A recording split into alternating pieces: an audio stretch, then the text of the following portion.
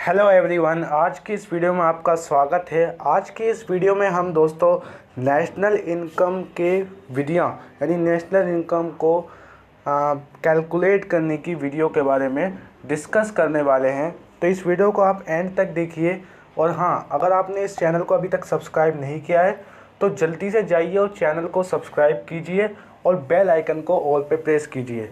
और दोस्तों साथ ही साथ अगर आपने नेशनल इनकम की प्रीवियस वीडियो नहीं देखी है, क्योंकि इससे पहले मैंने एक इसकी वीडियो बनाई है नेशनल इनकम के ऊपर, पूरी नेशनल इनकम के ऊपर एक वीडियो मेरी पहले से है, तो आप उसको पहले आप देखिए, तभी आपको ये वीडियो समझ में आएगी। हम अपनी वीडियो को स्टार्ट करते हैं। तो नेशनल इनकम को यानी कि राष्ट्रीय आय को कैलकुलेट करने के लिए क्या करा जाए। तो दोस्तों नेशनल इनकम को कैलकुलेट करने के लिए 3 मेथड्स होते हैं। कितने मेथड्स? 3 मेथड्स होते हैं। ठीक है, 3 विधियाँ होती हैं राष्ट्रीय आय को निकालने के लिए, राष्ट्रीय आय का आकलन करने के लिए। ठीक है, अब कौन कौन से मेथड हैं वो सुन लीजिए। एक है वैल्यू एडिड मेथड, दूसरा है हमारा इनकम मेथड और तीसरा है हमारा एक्सपेंडिचर मेथड। इसको हिंदी में भी आपको मैं समझा रहा हूँ।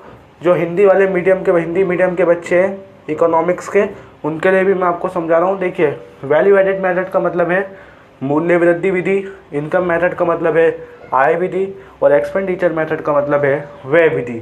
तो ये तीनों विधियों से हम जो है नेशनल इनकम को कैलकुलेट कर सकते हैं, नेशनल इनकम को निकाल सकते हैं, उसका आकलन कर सकते हैं। ठीक है, क्लियर हो गई बात। इस वीडियो में हम केवल वैल्यू एडिड मेथड के ऊपर बात करने वाले हैं, यानी कि मूल्य वृद्धि विधि। ठीक है, इस वीडियो में हम देखेंगे कि हम वैल्यू एडिड मेथड से कैसे हम नेशनल इनकम को कैलकुलेट कर सकते हैं और ये मेथड आखिर है क्या। ठीक है, और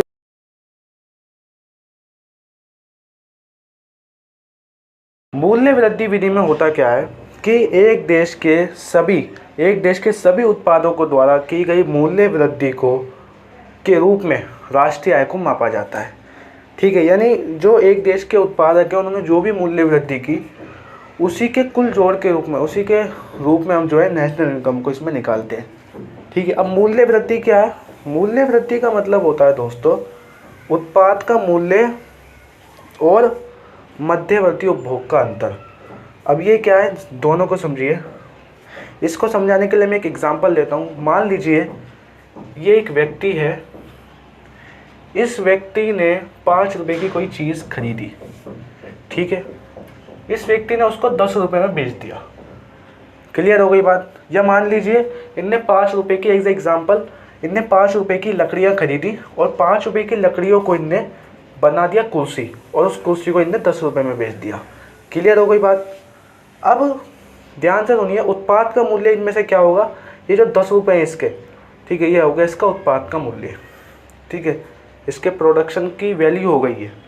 और जो इसने 5 रुपये जिससे इनने लकड़ियाँ खरीदी, ये हो गया इसका मध्यवर्ती उपभोग। क्लियर हो गए दोनों चीज़ें। इसके अंतर को मूल्य वृद्धि कहा जाता है।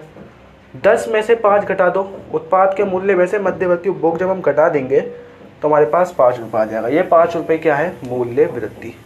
क्लियर हो गई बात। ठीक है, एक बात आप ध्यान से सुनिए।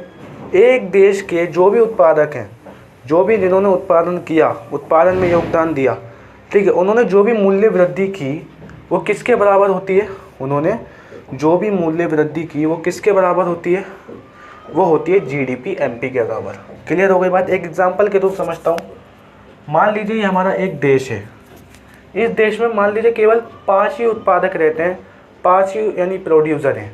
उन्होंने अपनी अपनी जो है चीज़ें बनाई, अपने उत्पादन करा उन्होंने 5 उत्पादकों ने। ठीक है, एक ने करी, मान लीजिए 5 ने जो है 20-20 रुपये की मूल्य वृद्धि की। क्लियर, 20-20 रुपये की इन्होंने मूल्य वृद्धि की। तो जब इन्होंने मूल्य वृद्धि की 20-20 रुपये की, तो टोटल मूल्य वृद्धि कितनी हो गई? 100 रुपये हो गई ना।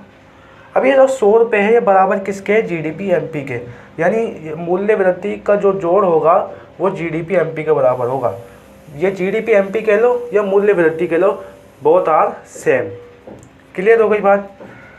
अब ध्यान से देखिए, अब यहाँ से हम नेशनल इनकम को कैलकुलेट कर सकते हैं।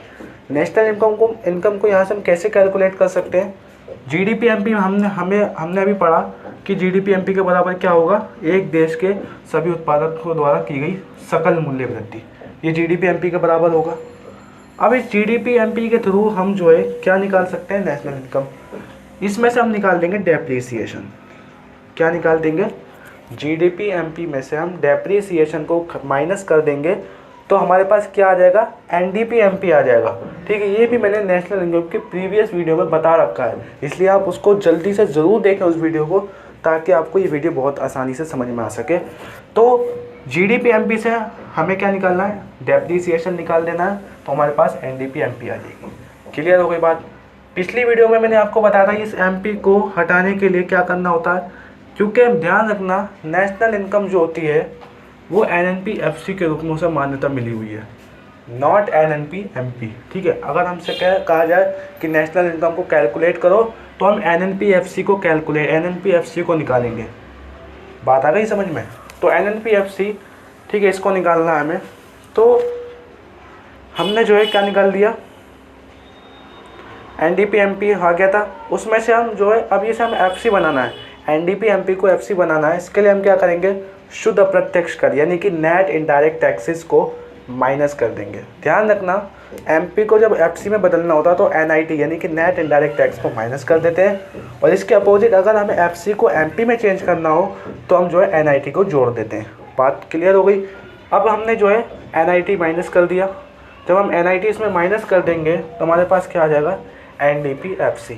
ठीक है, अब इसमें हमें क्या जोड़ना है कि ये NNP बन जाए, ये डोमेस्टिक हट जाए और ये नेशनल बन जाए।